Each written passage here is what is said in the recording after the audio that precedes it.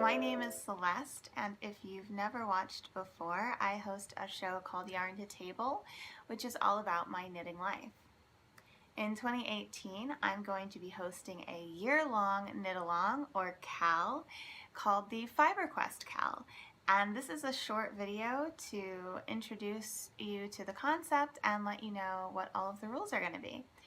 If you want to know more about each segment of the KAL, each one takes a different fiber. There will also be videos released near the beginning of each 2-month segment. So the first one is CAMELIDS, and that video should already be up on my channel. To participate in the KAL, of course, you're going to want to go to the Ravelry group, which is linked below in the doobly-doo, and there's going to be a thread there, a chatter thread and a finished objects thread, and also a written up all of the rules that we're going to talk about here if you need to reference them. So first, let's talk about the concept. What exactly is a fiber quest? So in all of my years of knitting, and I'm sure in yours, I have experimented here and there with different fibers, and sometimes I've seen fibers and been interested in them but wasn't really sure what to use them for. Sometimes I've chosen the wrong fiber for the wrong project, or I've really, wanted to work with a fiber but I was like intimidated by it. And I really liked the idea of us all just sort of like going on this journey together where we are going to try out all kinds of different fibers, learn what their qualities are, what they are, where they come from, what their strengths and weaknesses are, what they're best suited toward, why you would want to use them, what the benefits are, all of that, and participate in it together so that we can learn together. So I'm thinking of it as a kind of Fellowship of the Ring style quest, okay? So it takes a year, although you are welcome to pop in and out at any time. You can participate in any of the 2-month-long segments that are each going to be themed after a different fiber, but the entire knit along will take place over the calendar year of 2018. And every 2 months, as I said, we're going to enter a different land of fiber. And while we're there, we're going to learn about the fiber, we're going to sort of explore, ask each other questions, experiment, and we're each going to be knitting at least one project that is primarily consisting of that fiber. And those projects, that once they are finished objects, will be your entry to win a prize, which will be a skein of yarn that incorporates that fiber so that you can continue on your journey. So here is our itinerary for the Fiber Quest. January and February is the land of camelids. That means alpacas, llamas, and camels. And for this, you're going to want at least 50% of the fiber content in your yarn to be from one of those animals. And this is for January and February, so you don't want to cast on your project until January 1st. Anytime after January 1st is fine, and you want to get those finished objects into the finished object thread by February 28th. It's not a leap year, is it? Maybe it is a leap year. Probably should have looked this up before.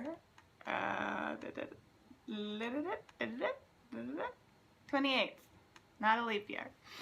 So you're going to want to get your finished objects into the thread by February 28th. The next land is going to be March, April, and that's the land of goats. We are talking about cashmere, and we're talking about mohair, which comes from the Angora goat. Not to be confused with the Angora rabbit, so keep that in mind. If you're looking at yarn and it says Angora, it's talking about the rabbit. We're getting to that later. For March, April, we're going to need it to say mohair, which comes from an Angora goat, or cashmere. Or if there's another goat fiber that you might find, those are the main ones. May, June is going to be the land of plants. So this is where we're going to be knitting with cotton, linen, bamboo, hemp, soy, rayon, anything plant-based. And that's going to be perfect because we're getting into those warmer months, and those plant-based fibers are really great for summertime. Then in July, August, we're going to be entering the land of silk, which can also be good for summertime, although it really blends beautifully with things like wool as well. So that is all about silk, and silk is just its own weird, crazy fiber that is totally different from any other animal fiber or from plant fibers, so it's getting its own month dedicated to it, and that's going to be a lot of fun. Its own 2 months, its own fiber land. September, October is the land of wool, and the rule here is any breed but merino. Now, you're going to need yarn that specifies the breed. It can't just say wool. It needs to say blue-faced Leicester, for example.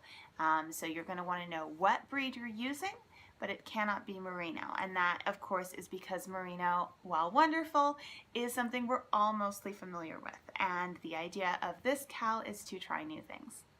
And then finally, the last land, November, December, is the land of rare and precious jewels.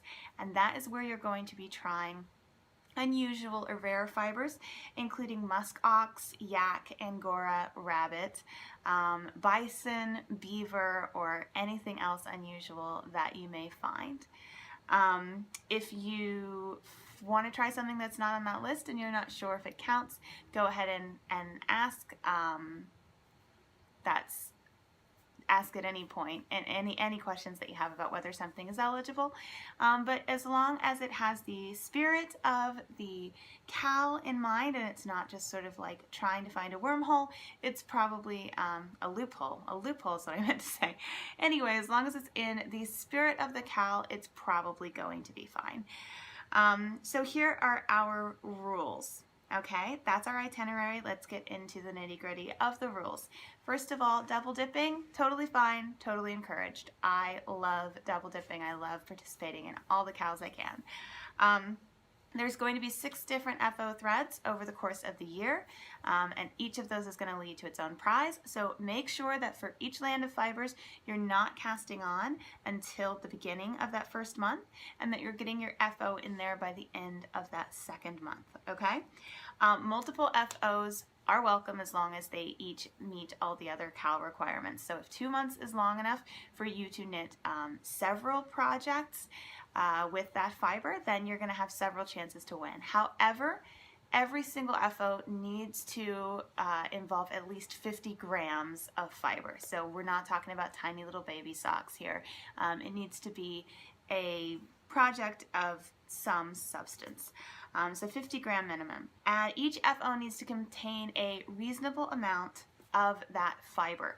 So again, you can ask me and I will try to include what I consider a reasonable amount at the beginning of each land of fiber. I do think it varies a little bit by the fiber, and the reason I say that is if you're doing something like alpaca or a plant fiber or wool, there's really no reason to have less than 50% because this is all about trying a new fiber, and those are not particularly expensive fibers, and they're also something where you really need a large amount of it to see the benefits and actually see the function and the features there. However, for things like silk, cashmere, mohair, and probably some of these rare and precious jewels, I think it's going to be reasonable to have less than 50% as long as you have at least 10, I would say preferably more than that, but a significant portion to where when you're knitting with this yarn, it feels like something different to you. And again, that's where keeping the spirit of the KAL and not just trying to find a loophole so that you qualify, that's where that's going to really count. So, you know, probably not great to just come in with something that's got like 5% cashmere and be like, hey, I'm qualifying. The idea is to try something new. So, you know, a cashmere blend is certainly fine, especially since it's so expensive, but you want to keep that spirit of really trying out cashmere and not just sort of like getting by on a technicality that it has a tiny bit of cashmere in there, if you can see what I'm saying. So that's the plan. Go ahead and check out the Land of CAMELIDS video if you want to know more about the first 2 months. In there, I'm going to talk about all of the awesome functions and features of the 4 different main camelid fibers that we work with: llama, alpaca, and camel. I'm going to talk about where they come from, how they vary from wool, how they vary from each other, what kinds of projects they're best to be used in. And in that video, I'm also going to show you the yarn that I will be using for my camelid project and the yarn that you could win if you enter an FO into that camelid finished object thread.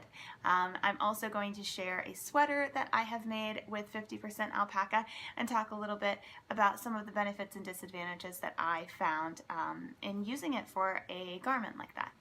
So check that out, and I am really excited to get started, and I hope to see all of you in the land of fiber very soon.